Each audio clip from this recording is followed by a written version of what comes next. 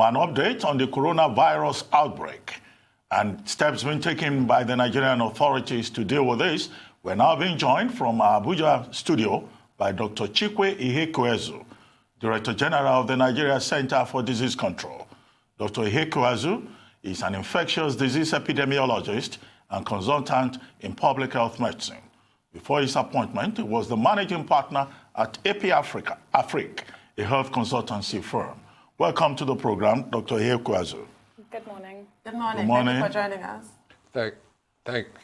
Thank you very much. Yes, thank you for having me. It's good to have you on the morning show. Well, we've read a lot about, what the Nigeria Center for Disease Control has been doing, and we do a daily update on the threat of the coronavirus. But it's good to have you here as our guest, as a man who is leading the process of, protecting Nigerians. What steps has Nigeria taken so far, and what systems are in place already, just in case there's any reported case of coronavirus in Nigeria? So thank you very much, and thank you for having me on your show. The preparedness and response to infectious disease threats is the core mandate of the Nigeria Center for Disease Control. So I think the first thing to say is really kudos to the government of the Federal Republic of Nigeria for taking the decision a few years ago to set up a specialist agency with a clear mandate to recruit the staff, develop the competence and expertise to advise government on what to do in events like this. This is exactly why we're here. So immediately we heard about the emergence of this new virus around December. We started quickly thinking, talking, and working with our international collaborators and partners. You see, global health security is not something you can reduce to any single geography anywhere in the world. It's an activity where global collaboration, global solidarity is extremely important. So we started working immediately to learn as quickly as possible on this new virus. When you have a new virus, nothing is known about it. So the first thing is to learn. The two key characteristics for any new virus is two things. Its transmissibility, i.e. how it passes from person to person, and its virulence, i.e. how many people pass away from this virus. So we've learned a bit. We keep learning new things every day. And as we learn and gain new knowledge, we use this to implement preparedness measures. For that's what's important for us at the moment. So a few words on what we're doing to prepare. Firstly, like I've said, is to learn as quickly as possible. And we have a coronavirus preparedness group that meets every day at the Nigeria Center for Disease Control to do a risk analysis, understand where we are in the world, what new countries have been infected, and what the risk for us is. The second step is to prevent at the points of entry. So together with our colleagues at the Port Health Services, we have increased screening. Anyone that would have passed through the major airports yesterday would have noticed introduction of new measures, more questions being asked on where their trip originated from, because there's no direct flight to China from Abuja and Lagos. And so we ask these questions in order to establish travel history. And then thirdly, if by any means neither the activities in China has prevented you from traveling, and the airport activities have not prevented you from entering, and you still get into Nigeria, we've also instituted measures at the moment. For anyone that meets the case definition at the moment, our toll-free number is up on our website. We will actually, if you have symptoms, I advise right now, if you have symptoms, respiratory symptoms, and you have returned from China within the last 14 days, the NCDC and our partners at the state level, state epidemiologists, state DSNOs, we will send a team to your home to collect a sample from you, take it to one of the two labs at the moment. We have a lab in Lagos and the lab in Abuja that is ready as we speak to make this diagnosis, so we can then take you into treatment and care and make sure spread is reduced. So in summary, this is our level of preparation. It's a virus, so I can never say we can 100% prevent entry, but if there was to be a case, coming into Nigeria, we're confident that we are able to respond appropriately. Well, thank you for that. That's actually very comforting. But I want to talk about the bigger picture. From China, we've had SARS and now the new coronavirus. In Nigeria, we're grappling with Lassa fever and we're, facing the threat of this coronavirus, which is just the latest zoonotic outbreak that the world is facing. Why is it that this problem continues to reoccur? What is it in human behavior that causes these viruses to spread? Because coronavirus is said to originate either from snakes or bats, depending on who you're reading. What is it that needs to change in human behavior? So thank you. I think that's a very important question. You see, the interface between animals and humans has led to the emergence of many diseases over the past 50 years. If you think about HIV, I mean, when I was born, HIV did not exist. And now 30 million people have passed away from this over the past few years. So as long as we live in this environment where there's contact between animals and humans, there will continue to be the opportunity for viruses to jump the species barrier and get circulating into humans. So we have to always be on top of our game in our ability to detect and respond. And this is really across board. You mentioned human behavior. It's increasingly obvious that social science has to play a much bigger role in understanding these events. So it's different for every virus. Some are more prone to certain conditions, some in others. In Nigeria, we've had our own fair share of new viruses. The Lassa fever epidemic that we now face every year started off in Nigeria before it was detected in other countries. So the key thing is to really understand that there's no magic bullet for this. It's a continuous process. The viruses and bacteria are much sharper than we are, as much as intelligent as we think we are. And so we have to stay on top of our game, participate in the science, be leaders in investing in the people, infrastructure, reagents that we need to respond. This is not something you can send out the army to deal with. You need experts. It takes time to build experts. So we need to invest actual resources in building the capacity for the long run so that we can continue developing new people that will keep the expertise to detect and respond. So this is a marathon. Nigeria and the global community has to be prepared to continue every day thinking, talking, walking the walk as it relates to health security. Thank you, Doctor. And of course, sanitation and hygiene, we cannot overstress the importance of both. And I'd like to bring you up on the state of the isolation centers that we currently have in Nigeria. This week, we learned that there are 7 across the country that we have. What is the state of these isolation centers? Are they built to cater to, and of course, we do not hope for this, but one has to plan in case it does happen, an outbreak of coronavirus in the country? And do you think the government should be doing more to try and bring back citizens in China that are affected by this? Because reports have reached us overnight, and they're in quite a few newspapers this morning, with regards to African students finally speaking up and speaking out about how they would love for their governments to do more to bring them back. Governments like Morocco and Egypt are actually bringing their people back. Algeria as well is chartering a plane to bring back nationals, not just from there, but also from Libya, Mauritania, and Tunisia as well. And Kenya have said that they are going to bring back their citizens as soon as the lockdown in Wuhan is over. Do you think we are doing enough? Because it doesn't seem like we're doing anything at all to bring back our citizens and keep them safe. And then, of course, the states of isolation centers too. Okay, so there are many questions in one. Let me take them one after the other. Let me actually start with the behavior you talked about. I think in everything we do, yes, we need to continue on the scientific path, but you're absolutely right. This is a whole society approach, and every Nigerian needs to do the bit that they can do, from personal hygiene to environmental hygiene to clearing our refuse to washing our hands. We reduce the risk of not just corona, but all infectious diseases if we all play our part. Make sure you wash your hands, you have running water in your schools, hospitals, and all of that. All of that is beyond the mandate of NCDC. We all have to participate. Now, in terms of our isolation centers, really this is an area, I will be very open, requires improvement. our isolation centers, treatment and isolation centers at the moment, were really constructed and have the expertise around Lassa fever and the unique characteristics around Lassa that differentiates it from the coronavirus. You know, Lassa is an infection that it's transmitted by contact with body fluids from humans to humans.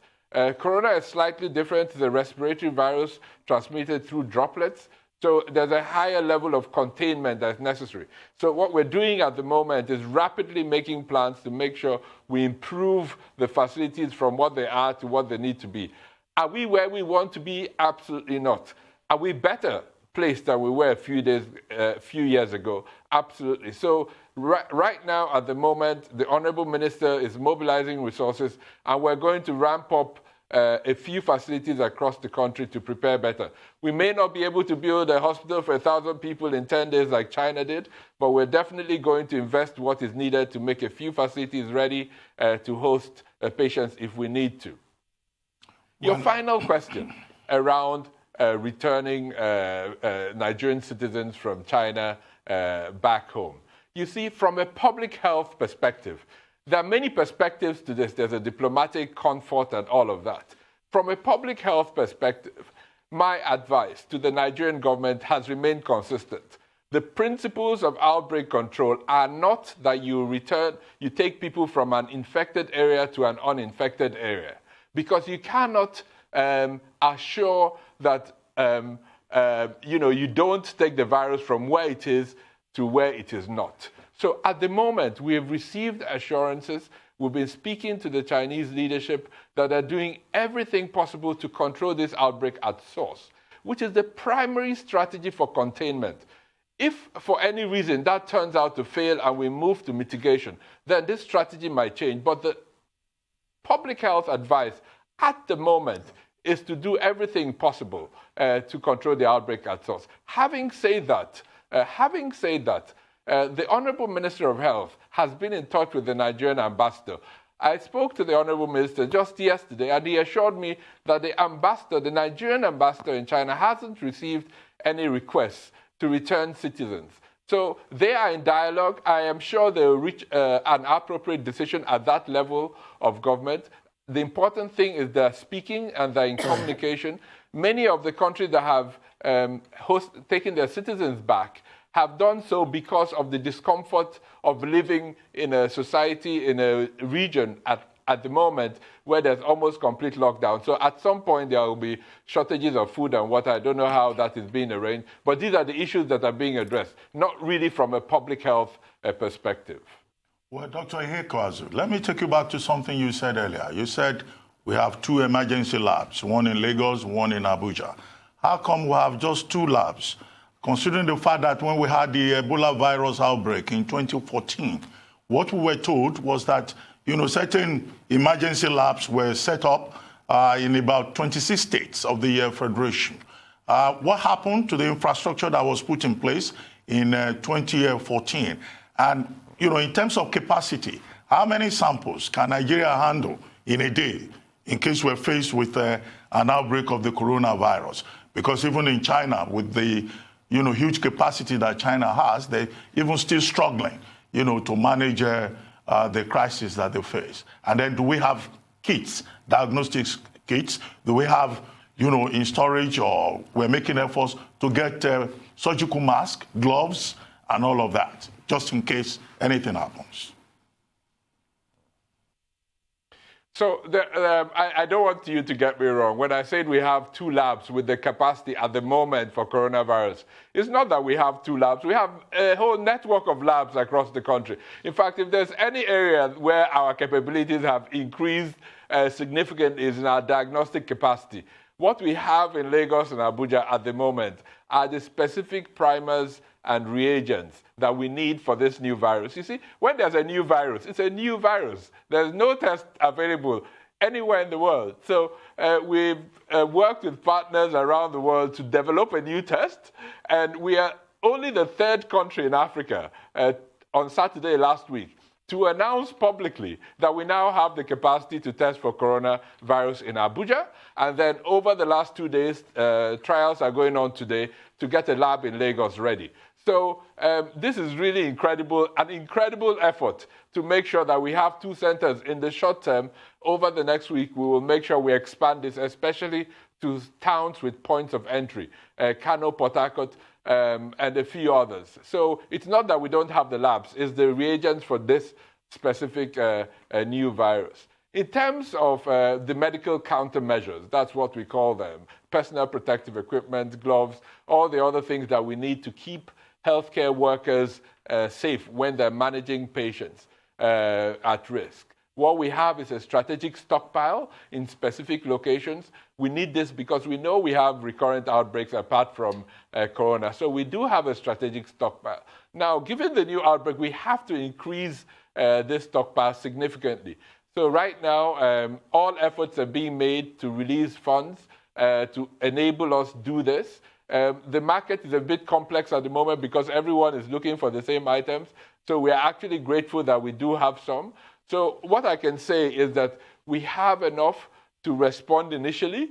And if we are faced with a situation of a significant increase in the number of cases, then we will need a lot more than we have. And efforts are going on at the moment as we speak to increase the strategic stockpile of medical countermeasures that we have as a country.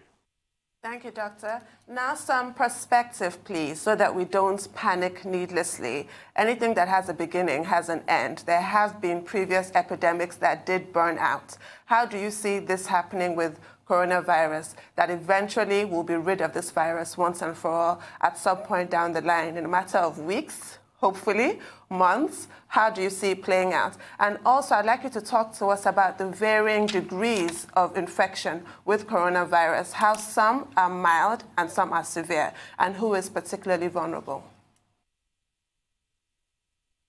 So excellent. Let me actually start with the second question, and then I'll lead into the first, and it's an easier transition. Now, right now, I know this is a new virus. So many people are anxious. It's breaking news every day on many TV channels. The reality is that this is a virus that causes a spectrum of clinical symptoms, i.e. how we feel. 80% of all the patients so far in China have had a mild respiratory illness, i.e. cough, catarrh, and some fever. A test has been done, it's come up as positive, they've gone home, they've been treated, discharged, and are well again. So 80% of all cases have had a very mild illness. About 16 to 18%, depending on new numbers, have had a fairly severe illness, required hospitalization with some pneumonia, 16 to 18%. We've lost 2%. 2% of all the cases, so only 2 out of 100 people that have this virus is still a lot, but compared to 98 that go home well, we have to put this into perspective. So, and out of the 2 out of 100 that pass away, most of them have been frail, have some underlying medical illness. So at the moment, China is really doing everything possible, firstly, to provide care to stop transmission, and we are still hoping that they'll be able to contain this. Now, how quickly they'll do this really is no one really knows. There are many factors that will influence this. How quickly China can control spread within its borders, how efficient new countries are where it's introduced that they can control spread. So these are all the factors that will influence this. I'm fairly confident, and WHO is also still fairly confident, that we can still contain this. China has thrown the sink and the bathwater at this outbreak. They've really gone over and above the call of duty. I think they have raised the bar in terms of what countries will need to do if they are to be faced with a new emergent virus. So I'm comfortable. I speak with colleagues across the world on teleconferences every single day about efforts. We're confident about what is going on, but we're also humble.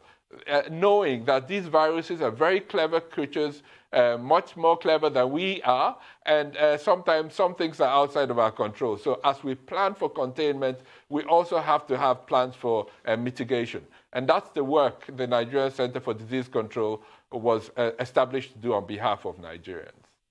Certainly, Doctor. And I'd like to actually continue with that point of view, because the WHO also came out to say that we need $675 million for preparedness and response to the new coronavirus.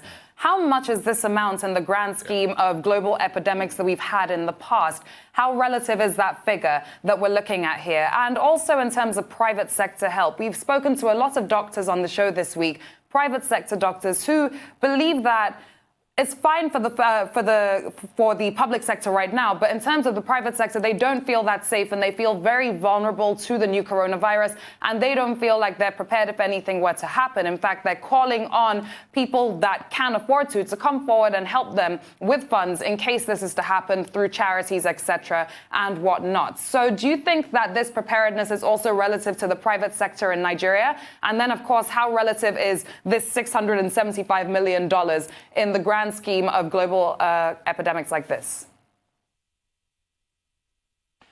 Yeah, so the WHO is raising funds to support countries, mostly in the developing part of the world, to ramp up their preparedness. Yesterday, we received a team from WHO Afro, the African region, a team to support us in our preparedness efforts.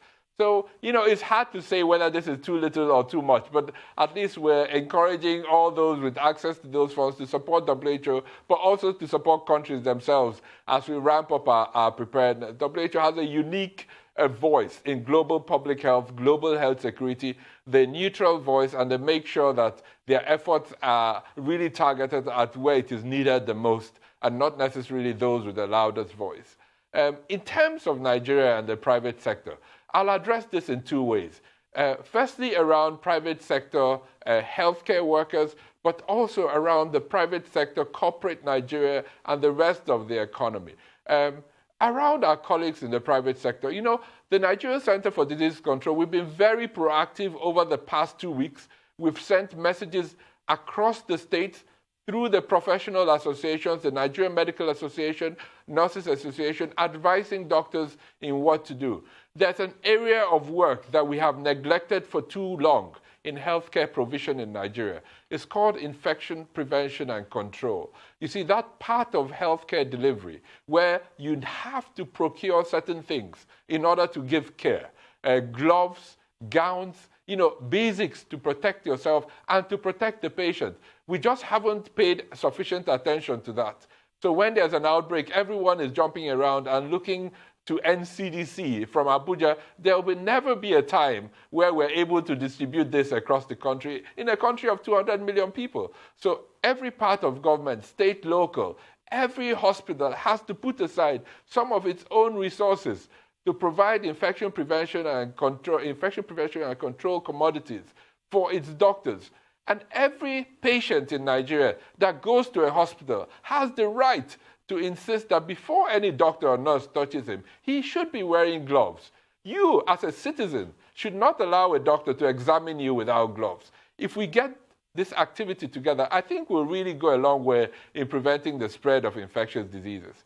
My last point really is about corporate Nigeria.